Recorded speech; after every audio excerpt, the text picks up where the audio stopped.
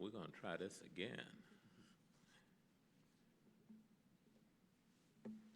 While I do my thing, I'm going to let him do his thing. Patty Early. Patty is a certified fleet administrator.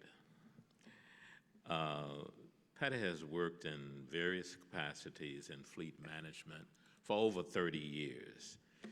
She managed the transportation department for South Dakota State University, held the post of Deputy State Director for Fleet and Travel Management for the state of South Dakota, and is currently the Fleet Fuel Operations Specialist for Florida Power and Light. I think we all would like to be in Florida right now. During her career, she has had responsibility for vehicle purchasing, as well as risk management, budgeting, fuel operation, maintenance shop operation, and aircraft operations. So Patty has a wealth of experience. She is currently on the NAFA board, which is the National Fleet Managers Association, and she serves as its treasurer. Patty, it's all on you.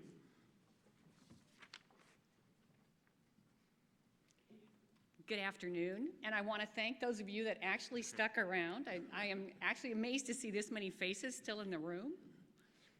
You know, happy hour starts to call this time of day. So thank you for being here. To start out, I just wanted to tell you a little bit about Florida Power and Light and NextEra Energy, our parent company. So if you haven't heard of Florida Power and Light, you may have heard of NextEra. NextEra is the world's largest generator of renewable energy from the wind and the sun. We have one of the lowest emissions profile of any utility in North America, and we have operations in 27 states and Canada. So if you see big wind farms somewhere or big solar fields, that just may be one of ours. So Florida Power and Light is the regulated utility that operates within the state of Florida. We have 4.8 million customer accounts, about 28,000 square miles, and about 3,400 vehicles in our fleet. So this is really the original biofuel fleet. They had a completely different emissions profile than what we're looking at right now. And it was really hard to put a bucket on these guys to get up in the air, which made us go to this fleet. So we very proudly display on all of our vehicles that we burn biodiesel in those vehicles. And a lot of what you're seeing up there are the very vehicles that Doyle was just talking about, the plug-in hybrid electric trucks. We have over 100 plug-in hybrid electric buckets. These can sit in your neighborhood with the boom in the air conditioner on, and the operators using auxiliary tools without the engine running. So people really appreciate that. Between that feature and our use of biodiesel, some of these trucks run 70% cleaner than a conventional diesel vehicle. This is the territory that we cover, a big chunk of the state of Florida, which I think the temperature in West Palm Beach today was somewhere in the upper 70s. So just saying, it's a great improvement from South Dakota. So I'm going to talk a little bit about our history. FPL started using biodiesel in 1999, and just like some of the fleets we were hearing from in the last presentation, we didn't tell anyone when we started. So we were in about 6 months trying it at 6 locations around that big area I just showed you, testing to see if there were any performance issues, you know, anything that we could see that would tell us that we shouldn't be going this direction, but there was nothing. So after that initial 6 months, you know, we have fuel delivered to our vehicles at night by what we call a wet hose fueler.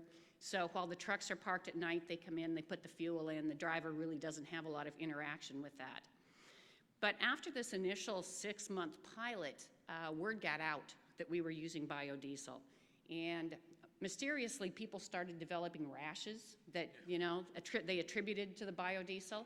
Oddly, those people were not in the locations that we were using the biodiesel, so apparently just the thought of biodiesel was giving them a rash.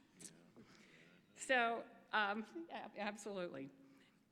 So, we increased our use to about 200,000 gallons of B20 in 2003.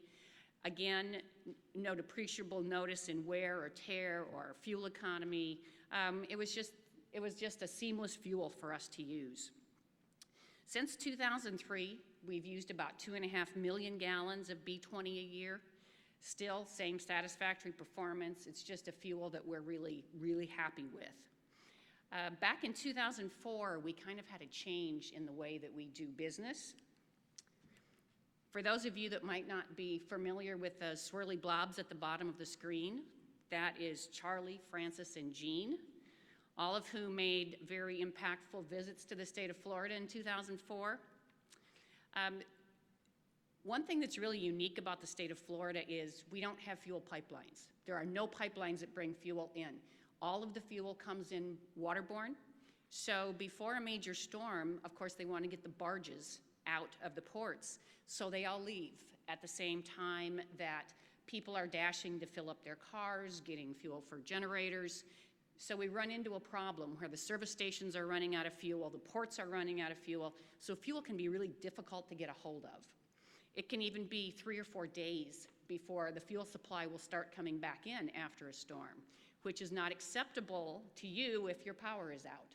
So we needed to have a way for us to have fuel available, even if those ships couldn't get into the ports.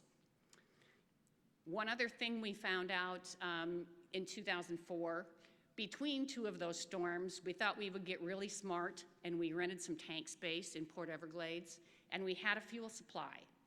Then the next hurricane hit, FEMA came in and said this fuel is now all of our fuel and we're only going to give it to people for emergency operations and you can't have it. So apparently wherever they were staying still had power because everyone else thought that restoring the power was an emergency operation. So at that time, we had a governor by the name of Jeb Bush who had some connections in Washington, and he actually had to make a call to us to get our fuel released so we could start using it to restore the power. Amazing. So something that this did for us, we went out after that and actually leased a 2 million gallon fuel tank. This fuel tank, which I'm very proud of, this very beautiful tank, is a tank that actually sits on the property where my office is. It's a 4.8 million gallon tank. We refurbished a number 6 oil tank because we burn very little number 6 oil anymore.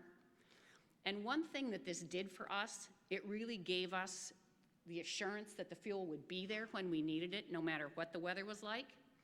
But it also gave us the ability to blend our own biodiesel, which was a really important thing for us. So, you know, it also helps us get fuel contracts. So we get fuel at a reduced rate because we're buying in bulk. And it gives us a lot tighter control over the quality of the fuel that we were getting. A lot of you will probably recognize the ASTM spec for biodiesel. We require ASTM specs, but there are several limits that we actually require higher than the ASTM standard. These are things that are really important to us, things like the glycerin levels, the oxidation stability, the acid, things, you know, that can cause problems in a hot, humid climate like Florida. You've probably heard that biodiesel has a 6-month shelf life or a year shelf life. I will tell you, I have stored biodiesel for 2 years without any degradation to the fuel. So the one thing that we have learned is it's all about quality.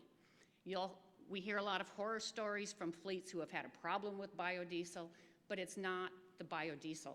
It was the quality of the product.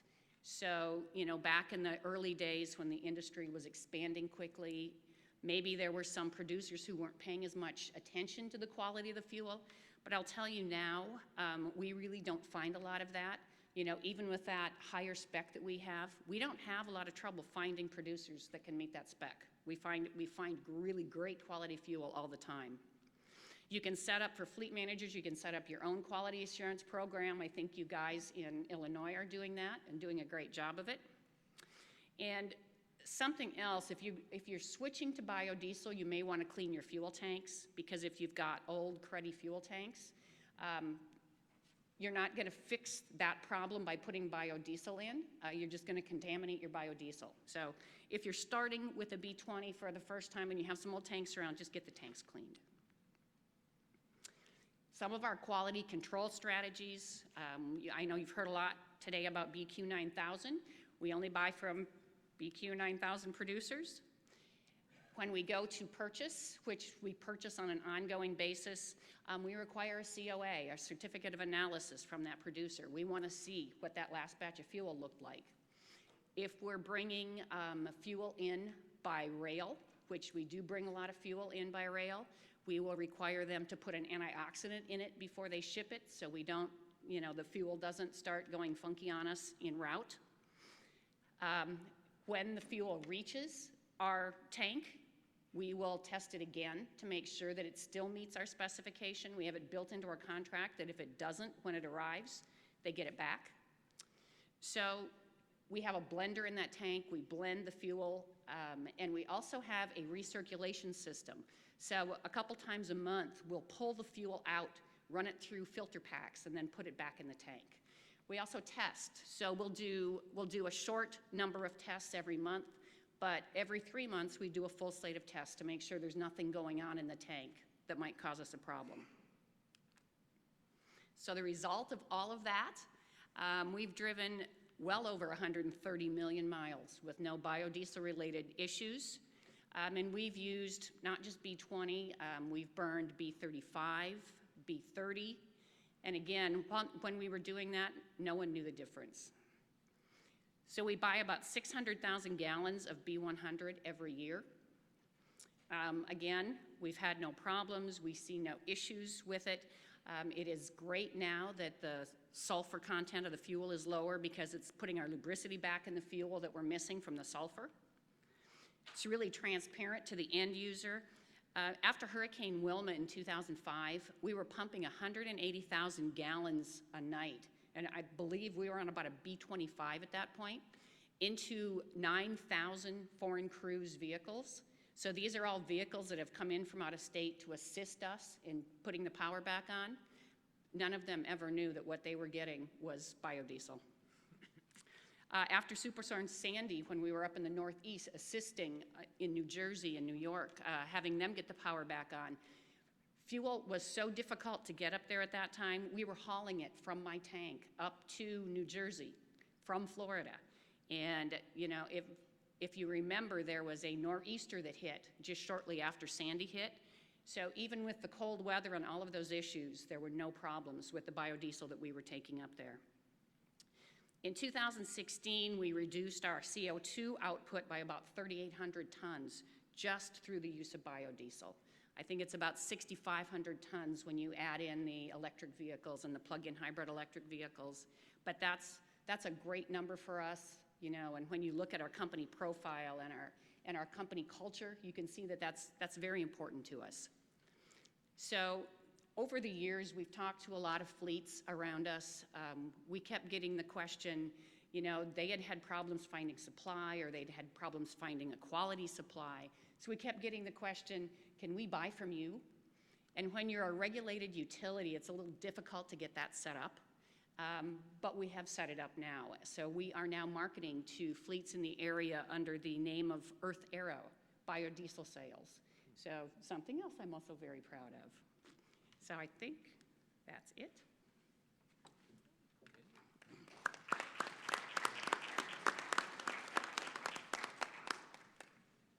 Questions? Oh, okay.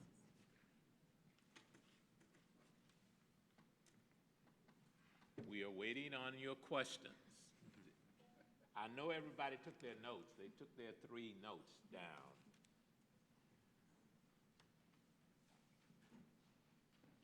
I have 3 kids in car seats right now, and we like our diesel vehicles. It's kind of hard to get one.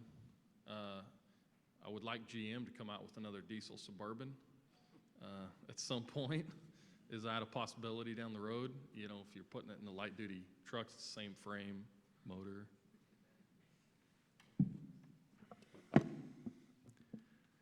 Yeah, tough to beat a Suburban with 3 kids for sure. So thanks for your past purchases. I can't announce anything here tonight or today that hasn't already gone out. We have our next gen truck platform coming shortly, and there's a really good look at how do we expand the diesel offering. So you'll see an expansion most likely in that time frame, and it's not too far away. So stay patient, and I think you'll like kind of what we got coming. 2.8's available in the Express van too. You do the Express van.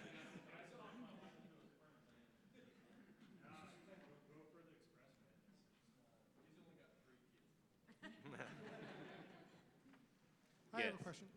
Any interest, discussion, or work happening to go beyond B20 blends on the OEM side to support going beyond B20, on the fleet side to test going on beyond B20?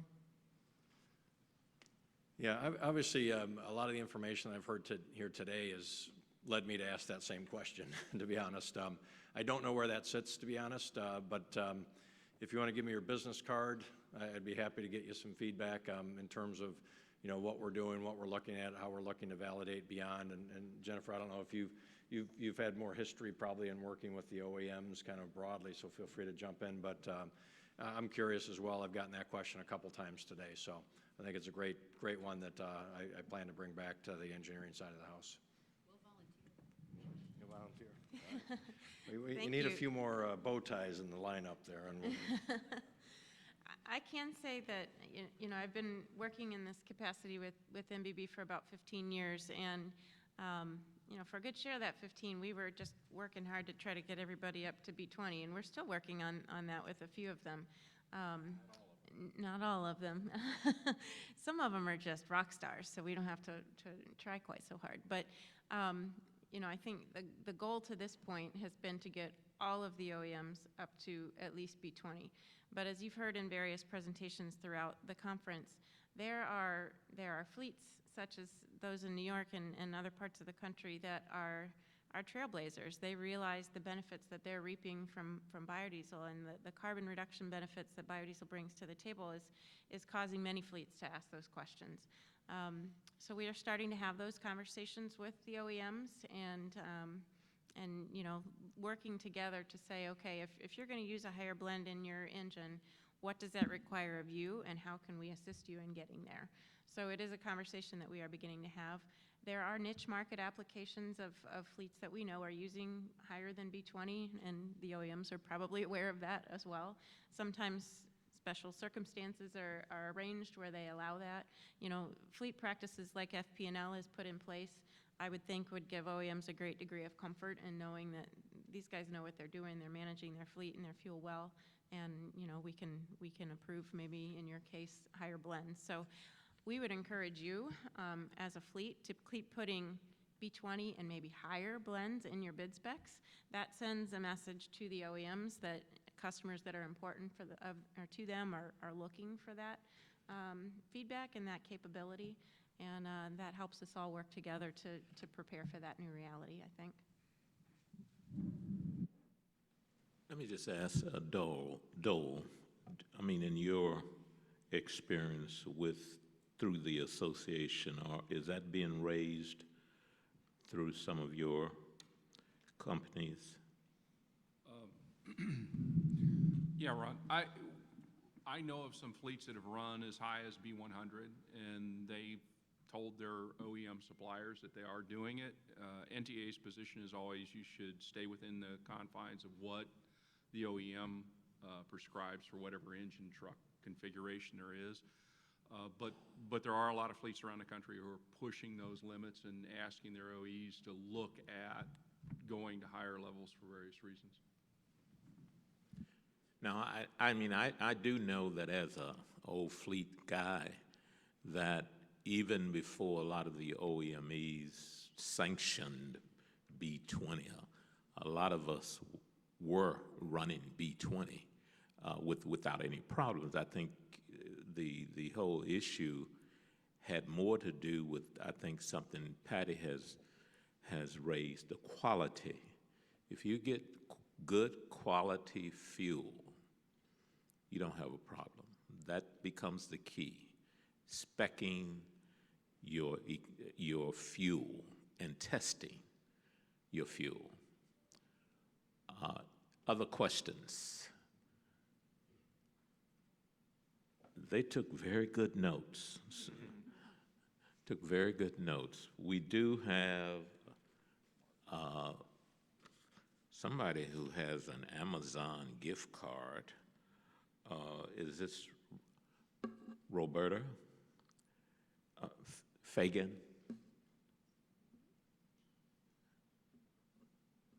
Jim? B-A-I-N-E-R. There we go. There we go. Well, we sincerely want to thank you for being here and staying around. We would just say, continue to share the knowledge. Continue to share the knowledge and make sure people are aware of the value that, particularly the health side, that biodiesel brings to our environment. Thank you. And Really quickly, I just wanted to add one quick thing. Sorry. one quick thing.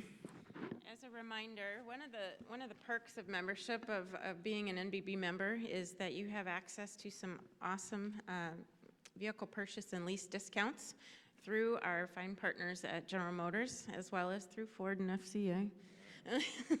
But I can say, as the administrator for that program, that GM wins in just about every month of reporting of people who are uptaking those vehicles. So if you've been intrigued by what you've seen and heard this week, and you are looking to add to your either personal or larger fleet, we would certainly encourage you to call the National Biodiesel Board office. We can provide you with the discount codes you need to go and peruse their websites.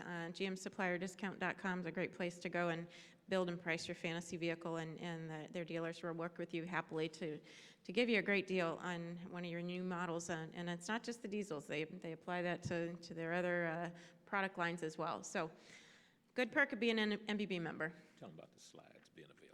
Oh, yes, and for registered attendees of the conference, those presenters that have given us permission to share their slides, you will have access to them. After the conference, you'll receive an email from NBB with a password that you can use to to access those presentations that, again, have been approved for release. So keep an eye on that. And thanks again for joining us today. Enjoy the rest of your evening.